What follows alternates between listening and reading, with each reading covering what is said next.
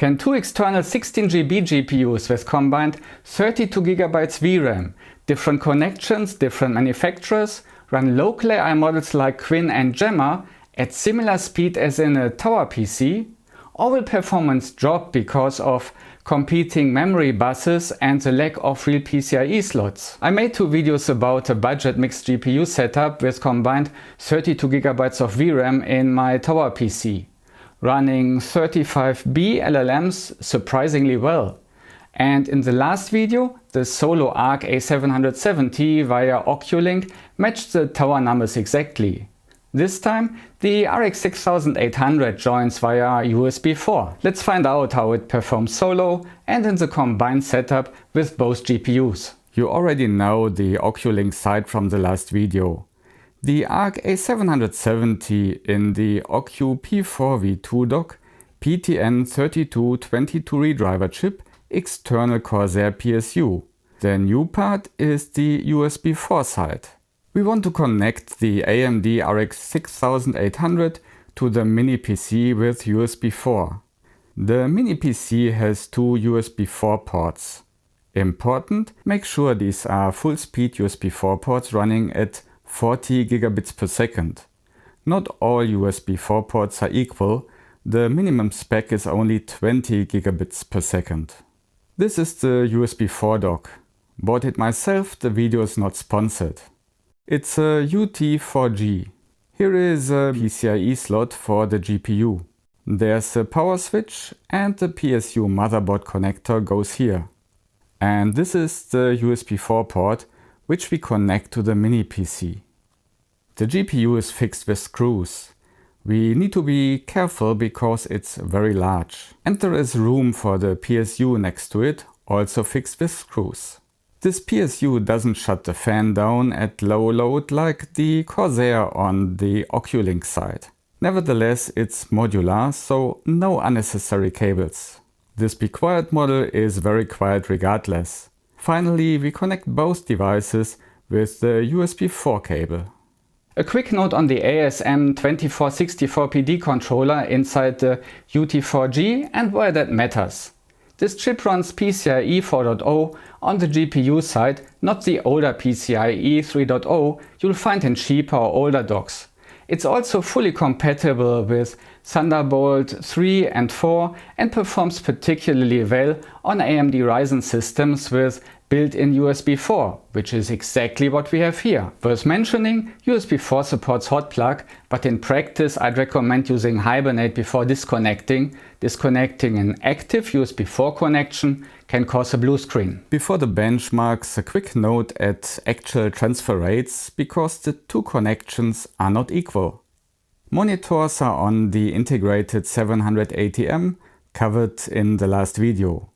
OBS is also running through the iGPU, so neither eGPU's readings are affected by display or capture load. Measured with clpeak on the Vulkan backend. RX 6800 via USB 4, host to device 3.86 GB per second, device to host 3.82 GB per second. Arc A770 via OCuLink, host to device 5.68 GB per second, device to host 5.75 GB per second. PCIe 4.0 X4 has a theoretical ceiling of around 8 GB per second per direction. After protocol overhead, real-world measurements typically land between 5.5 and 6.5 GB per second. The A770 via OCuLink is right in that range. USB 4 tunnels PCIe but shares its bandwidth budget with other protocols, which is why it comes in lower, roughly 3.8 GB per second here, about 60% of what OCuLink delivers. For context, even Thunderbolt 5, the newest and most expensive option, still rare on mini PCs and laptops, achieves around 5.6 GB per second in real-world eGPU measurements. That's faster than USB 4 but still slower than OCuLink because the controller overhead on both ends costs performance. OCuLink remains the bandwidth leader. But USB 4 gets you much closer than you might expect, and at a much lower price than Thunderbolt 5 hardware. The RX 6800 has noticeably less bandwidth to the host than the A770. Let's see if that actually shows up in the benchmarks. Solo test first. Runtime Vulkan. Hardware settings RX 6800 only, A770 disabled.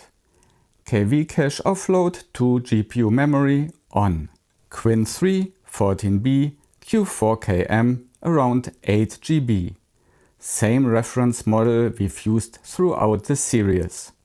Context 4K, all layers offloaded. VRAM in use 8.9 GB, GPU utilization 94 to 95%. 44 tokens per second. 4 more than the tower. In the tower, the RX 6800 had both monitors connected, a constant base load on top of inference. Here, the monitors are on the eGPU. That's a plausible explanation for the difference. Either way, USB4 is clearly not the bottleneck. The test prompt is from my benchmark video, linked in the description, free on Patreon. MoE model to confirm. Qwen 3.535B at IQ2M around 12 GB.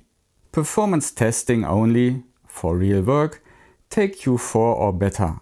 VRAM 30.1 GB, utilization 80%, just over 80 tokens per second. Same pattern, roughly 10% up from the tower, same likely explanation.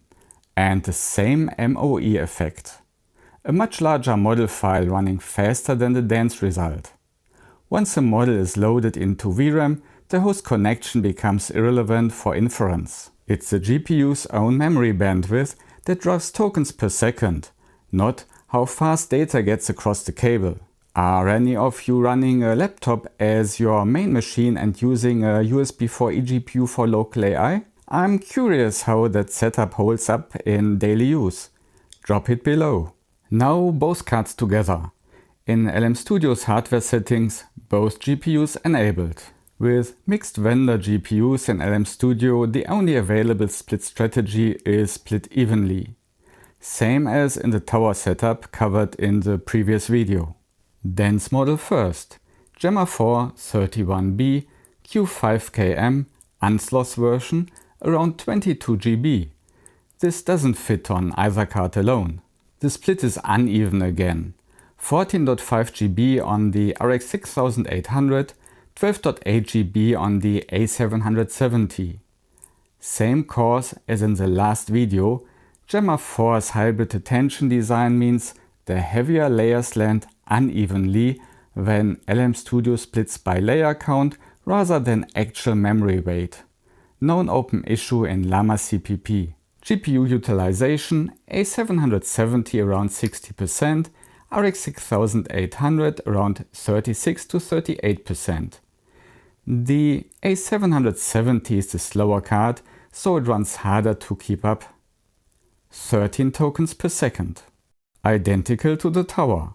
2 external GPUs, 2 different vendors, 2 different connection types, same result as a full tower build. For the MoE test, something slightly different, a tip that came in from the comments. Model Qwen 3.535B Q5KM unsloth version around 26 GB. GPU offload slider all the way to maximum. And then 2 experimental settings in LM Studio. K-cache quantization type and V-cache quantization type. By default, both are F16, 2 bytes per value. Switching to Q8 halves the memory footprint of the KV cache. The KV cache stores your conversation history. The longer the context, the more it grows. Halving it frees up VRAM headroom or lets you run longer contexts on the same hardware. Here we are not chasing context length, we just want to see whether there's any speed effect. A770 again running at higher utilization than the RX 6800, same pattern as the dense model. 50 tokens per second. No meaningful difference. Tower numbers on a mini PC over 2 external connections, 1 OCuLink, 1 USB4. So what does a dual eGPU setup on a mini PC actually deliver? The USB4 bandwidth is lower than OCuLink, but it doesn't limit inference. The connection matters for loading. Once the model is in VRAM, it's irrelevant. And running 2 external GPUs from different vendors over different interfaces works. The numbers hold up against the tower across the board. My plan for the next video is Linux, to find out whether the A770 in particular gets meaningfully faster with better driver support. Are you already running an eGPU setup for local AI, or is it something you're considering? Drop it in the comments. If this was useful, a like helps the channel. The previous videos in this series are linked below. Thanks for watching.